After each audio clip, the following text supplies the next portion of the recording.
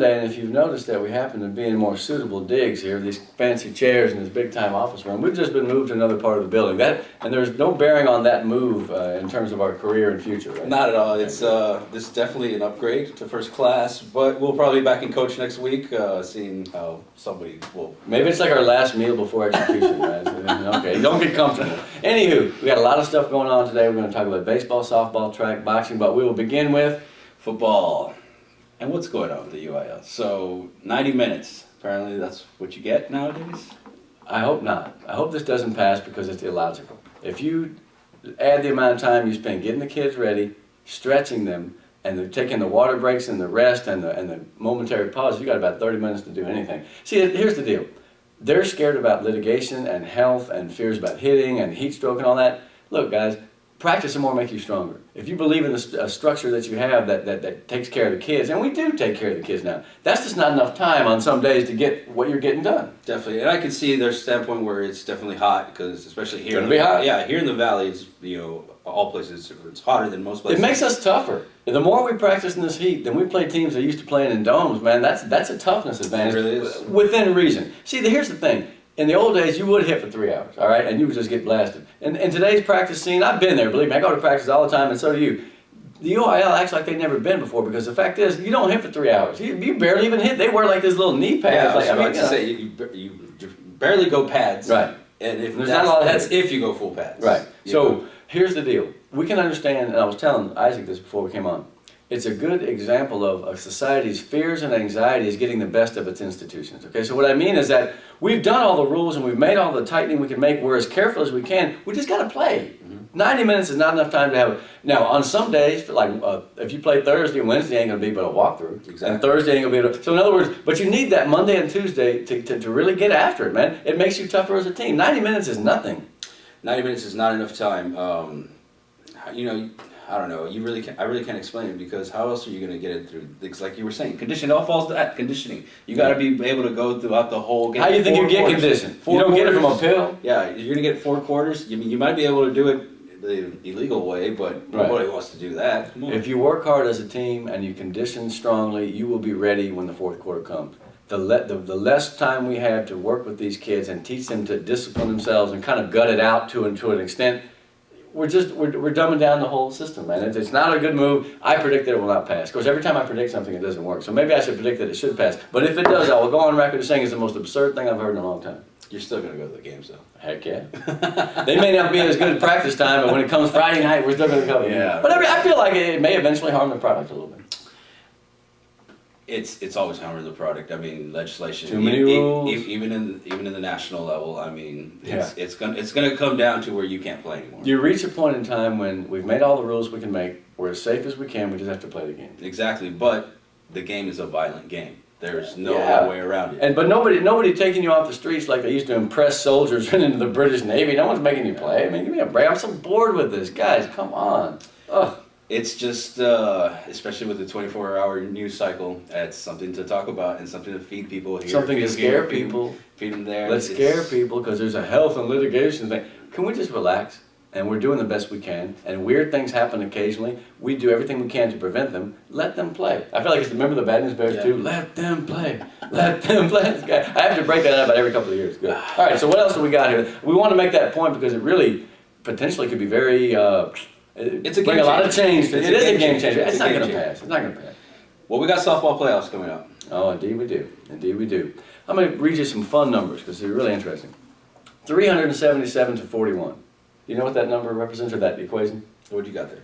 That is the number of runs that the two teams, North and EHS, have scored and allowed in district. North 172 to 18. They've only allowed 18 runs in district.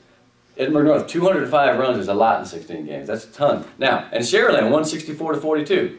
5 shutouts for Sharyland. This is amazing. 11 shutouts in 16 games for EHS. You got to be kidding me. Now, here's the deal. None of that matters anymore. Not at all. It doesn't matter. It's a brand new season. Yes, it is. It's Now, a brand new season. the good thing is that your teams, the Edinburgh teams are used to being in this drill. And so they've been marching through the playoffs. If Edinburgh High happens to make it to the Sweet 16 this year, it'll be the 4th time in a row. No team's ever done 3 except them. So I mean, they're on a roll. Edinburgh North has been there before. They've been there the 3 deep a bunch of times, Sweet 16s a couple of times. The one I'm interested in seeing is Sharyland Because I feel like they've been this close to breaking out to being a fantastic team all year. They finished a strong Yeah, sure, third. they really have. And what we were talking about earlier, getting back real quick, is the EHS. They've been pitted to have that light bracket. The bracket was a little bit kind, shall we Yes. say. North, San Benito, Eagle Pass, San Antonio O'Connor are all in the bottom. Edinburgh North is at the top. But at the same time, what they're going to discover is that there will be another O'Connor they hadn't planned on that's going to give them a real challenge. They better look out in the second round for Harlingen South, because that's what's going to happen. I'm telling you right now. And you see, I feel like it always happens that way, where you get these teams who are scheduled to go deep, and then all of a sudden you get a matchup here in the Valley, and Yeah, you got two great teams. and it could be that way this year because there's 6 or 7 really good teams. Los Fresnos and Porter are both good. North and EHS, Sharon. There's like 6 or 8 teams who have a chance to. San Benito is tough, man, but they're down the bottom. They're on the bottom, exactly. Here's the way you look at it. That Harlingen South matchup. EHS plays United in the first round. They should be able to take care of them, although it's a capable team. I mean, they're not a bad team. They need to win that series. And then it gets interesting with South. South has scored 65 runs the last 5 games. They've gotten it together. There was a while there early in the season when they lost a couple, but South is a very good softball team. And if they make it past that, they have to go face Los Fresnos if they make it. Yeah, Los Fresnos, nobody talks about it as much over here because we're so far away, but that's a great team. Yeah. But South beat them 8-3 the other day. That's the thing that really gave me pause. I mean, if South beats Los Fresnos handily, that's their second loss. Gosh, man, I mean, that's a good team. And they're playing well at the right time. Great. I feel like EHS is playing very well right now. I mean, if you look at that, I think they have 5 shutouts in a row. That's absurd. Miranda Hinojosa, by my view, is the MVP of the Valley simply because she stepped into a difficult situation. She wasn't supposed to pitch this year much at all. Sammy has had some problems with the back and the lower back and the abdomen and arm, so she hasn't been able to throw as much. She's hitting 4 million. I mean, she's having a great season. But Miranda coming in to save the day and pitch so well, her ERA is like 0.99 or some sort of 1.95. It's ridiculous. That's why they have those numbers. Absolutely. And Edinburgh North, Jackie Chapa, only a sophomore, but I'll tell you what, if you look at the amount of runs they've given up, not many, 23. I mean, and she's hitting the ball too. Against Sharyland, she pitched a shutout and hit a 2-run single. So both of those teams are capable of going to the Sweet 16. Again, my indication this year is that it's going to be harder than it has in the past, but I wouldn't bet against them. Not at all. Not at all. Not at all. So that's going to lay out. We got the final match tonight. Yeah. This will probably Vela be up right as they're, Yeah, it's a getting seeding going. playoff. Yeah. I'm depressed that I can't go. I've got some other activities I have to tend to. It would be very nice psychologically for the Lady Sabercats to make the playoffs. Because then that way you can say, first year we made it, just like basketball, Sure. right? Almost like volleyball. Palmview had, neither team's been playing that well. Vela's lost 4 out of 5. They haven't scored. That's their problem. They haven't scored enough. I think they have 5 or 6 runs in those losses. They've got to find some offense tonight. They could use a healthy Lisa Garcia because she can hit the ball. Hey, man, go let it hang out. Yeah. You made it this far. You're in a seeding playoff, so technically you're almost a playoff team. Yeah, right? definitely. So go win the game and be a playoff team. They're going to play Because Eagle it is a Pass. playoff. It is. It's a playoff, Yeah. right? So that's good. No, I like the team for the future. I wrote last week about the balance changing in town, the softball teams. I don't know if it's changing, but it's certainly introduced a new dynamic because Vela's got some skills. Yeah, it's going to be fun next year for sure. So then that starts Friday. Yeah. And we're going to move on to baseball. We've got another week left, and it's coming down to the road there. It is coming down to the wire. This edition of the show, or this section, will be all about Trace Baudetta. Because I'm going to tell you something, guys. You hear about him, and you see the numbers, and you know he's going to UT. When you see him play, you understand. Yeah. He is a big kid, farm boy, big hands, Eagle Pass native, man. He hit one the other day at Edinburgh North that was just silly. I mean, the first 2 batters walked, and to start the game at North Sharyland, the showdown, part 2. Trace comes up there, takes a ball, and then he just turns on one, and it got out there so fast that I almost wasn't sure if he'd actually hit it or whether a laser beam, put it out there like a satellite. I mean, it was an unbelievable home run. And then he comes up to the mound and is throwing 90. He's throwing that cutter. They only got 2 infield hits. 16-1. Sharyland just obliterated North. It was an amazing display of great baseball. So how far are they going to go this year? Well, I don't know. It depends on whether they have to play United. It's a funny story going on. It really is. They might have an eligible player, so that United is 4th in the state, Yeah. a great team. They played before. They're old rivals. And so they were scheduled to finish first, Sharyland first. Yeah. But they may be 4th because of an eligible player, which means that it might be Sharyland United in the first round. That would be a great first round. That'd be amazing. Either team, both teams have to hate that first round. Though. It's like, can we get some patsies? Can we get 11-2 a few times? Let us get some momentum, man. Let me tell you about Sharyland real quick. Bart Bickerton is the coach. Big guy, used to pitch at Pan Am. He's a very adept skipper, right? You know what he does? Every time I see him, I note this.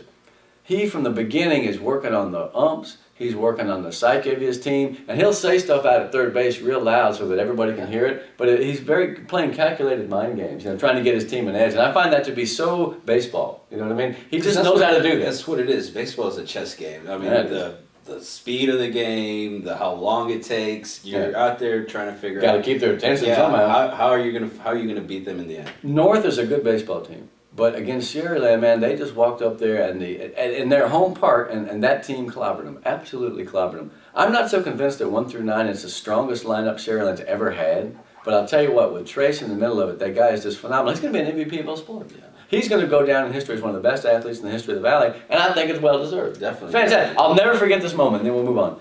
Trace he's on the mound, and Matt Ramirez, who's this tough little outfielder, he's going to regionals and sprints about which we'll talk about. And they had been the teams were talking all night long, okay, from the first inning. And Trace at one point stepped off the mound. He said, "You got something to say to me?" Are you kidding? And Matt took a step off a third, like, "What's up?" And then the benches started to clear. And I was like, "Oh my God, what do we have here?" But just the audacity of both of those kids was breathtaking, man. I mean, they were really going to scrap for real, and neither one of them would back down. Of course, Trey's big.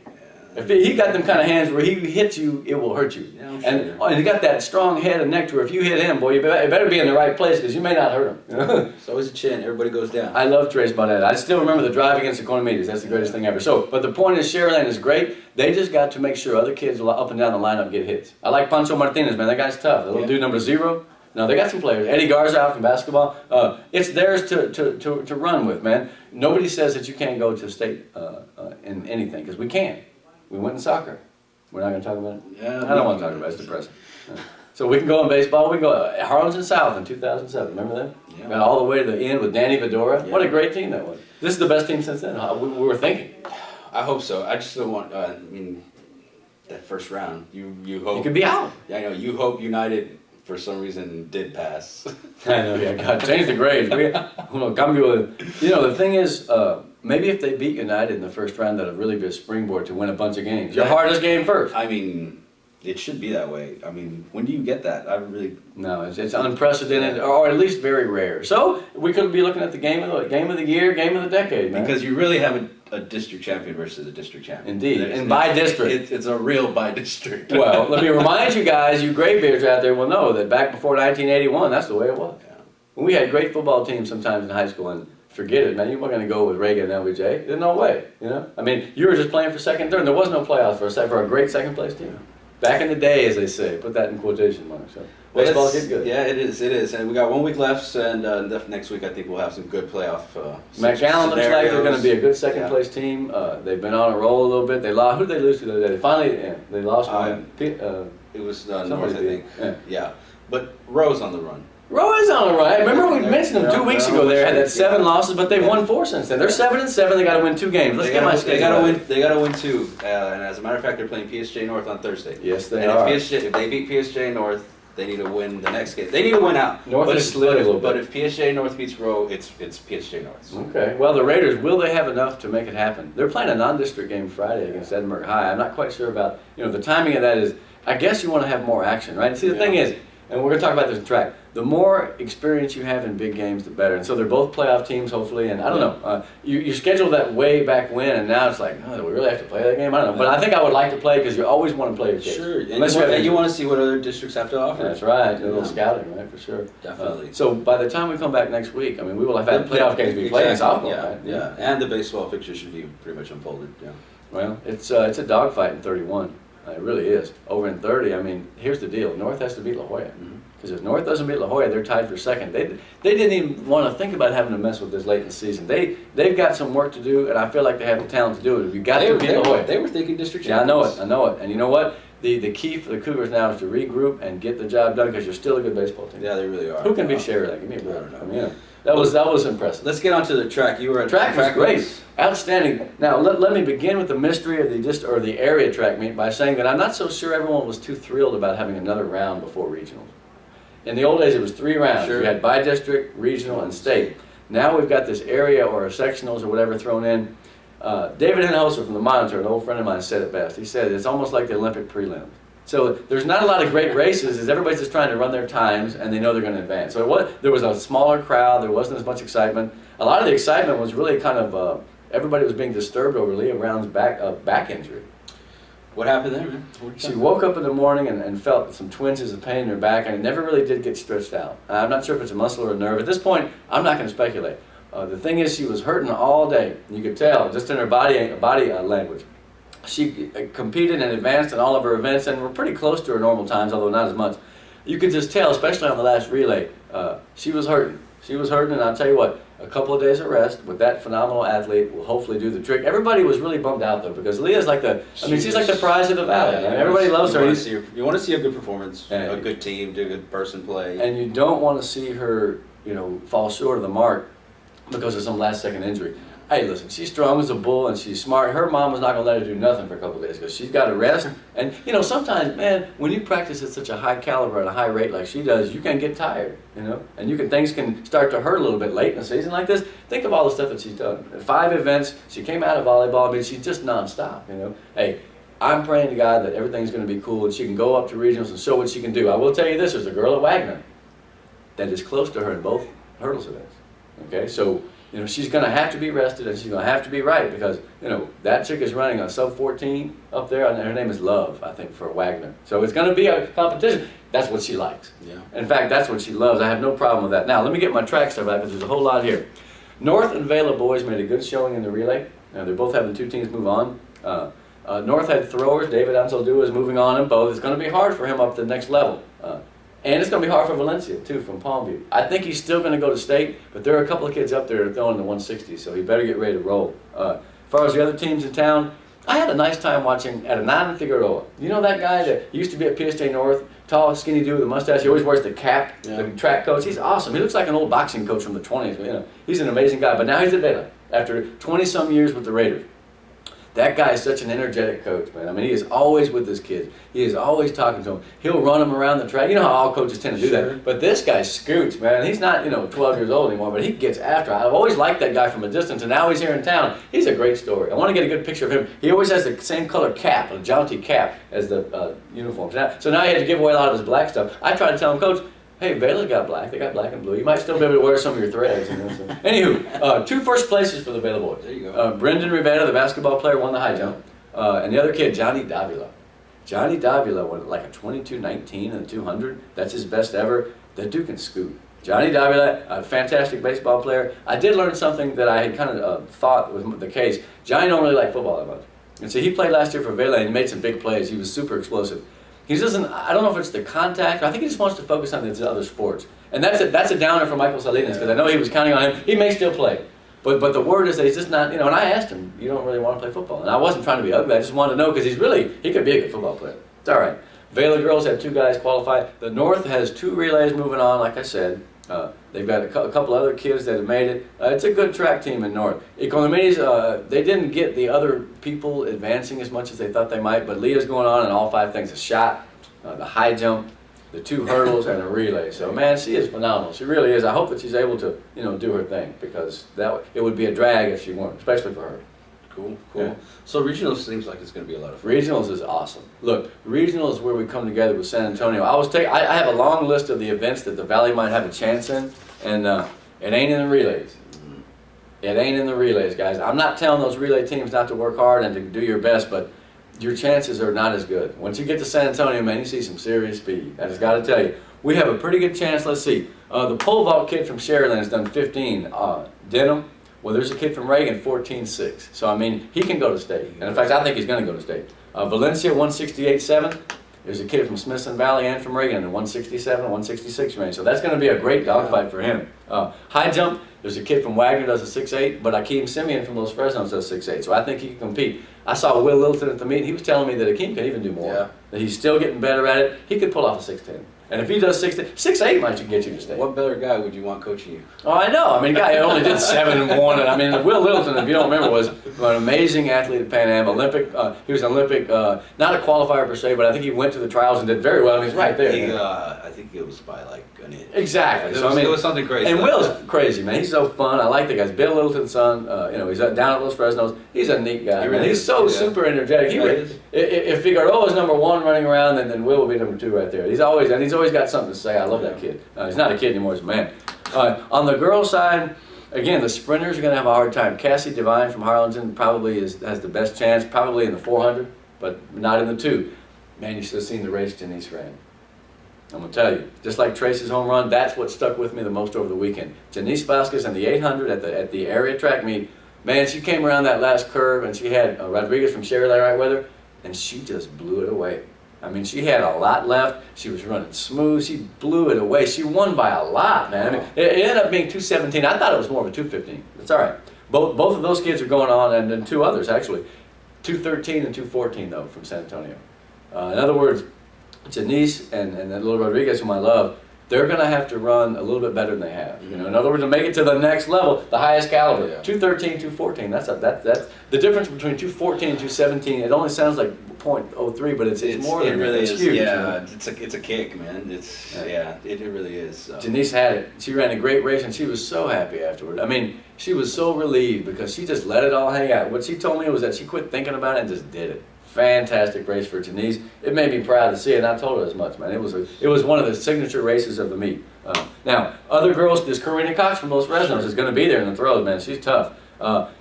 Maddie in the long jump, 418s up there. There are 418s. Maddie Kaufman needs to get to 18 or she may not go on. I think she can do it, man.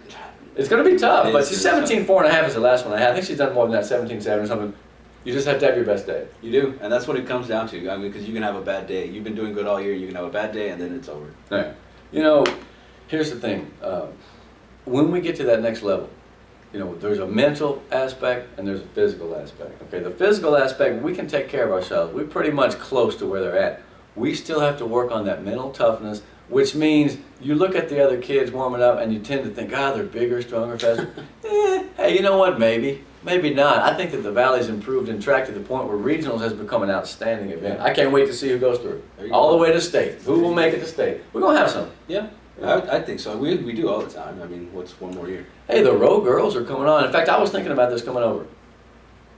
Football, volleyball, both basketballs, soccer for the girls, softball.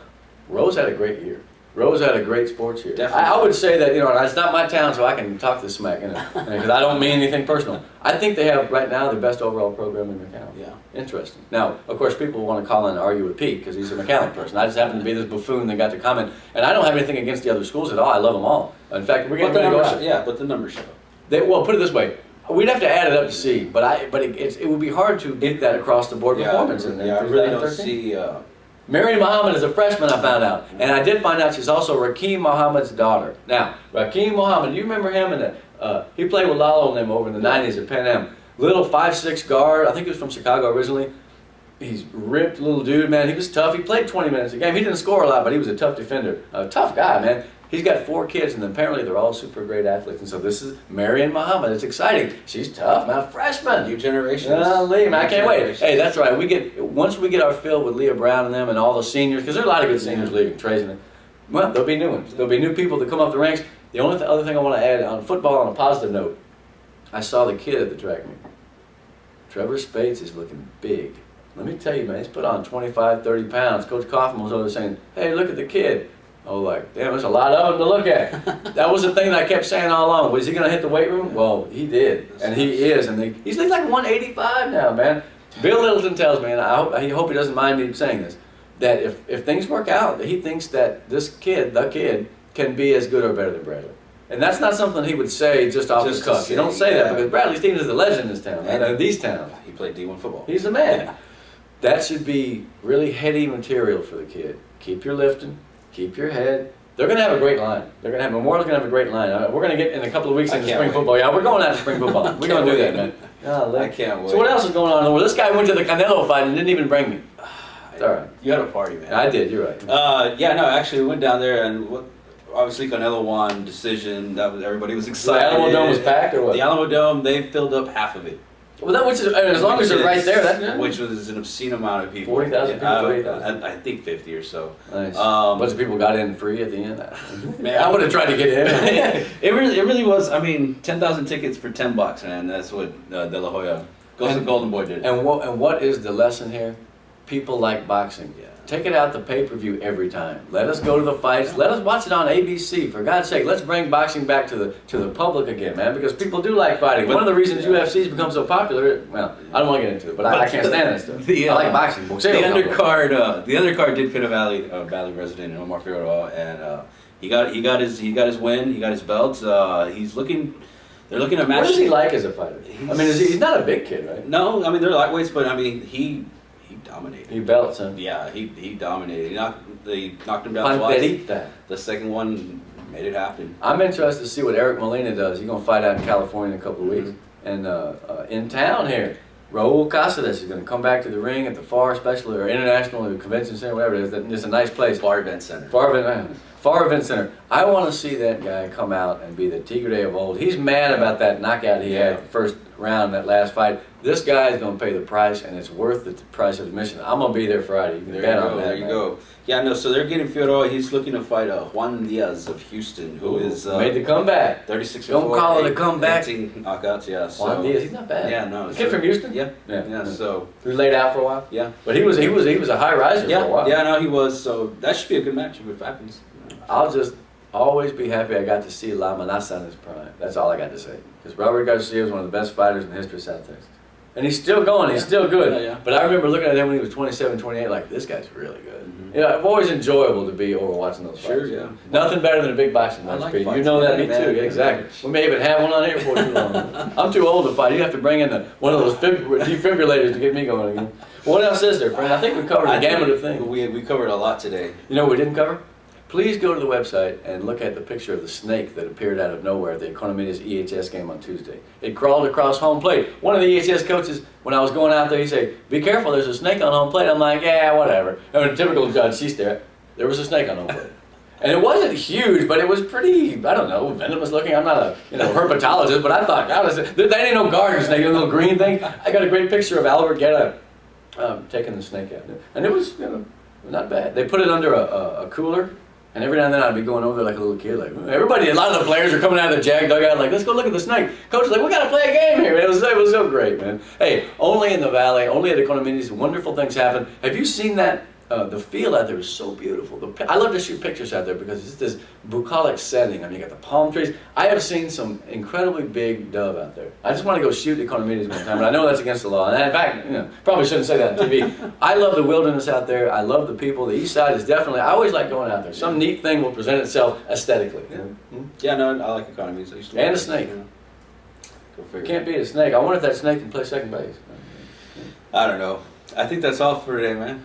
Mondays are always fun because we get to tell you all the whole week of sports, and golly, I think we're getting more viewers or readers or lookers or whatever you call this. I don't even know what I call it. What is this, a podcast? It's a hit. No, this is video. This is video. Okay. I thought I was doing a podcast for a long time. I thought I was on Star Trek doing a podcast. We'll be back next week. We're going to talk a heck of a lot about some neat things. Your kids, your sports, your communities. Greg Selber, Pete Pettis talking sports. Oh, I have my book signing, and we're out. There you go.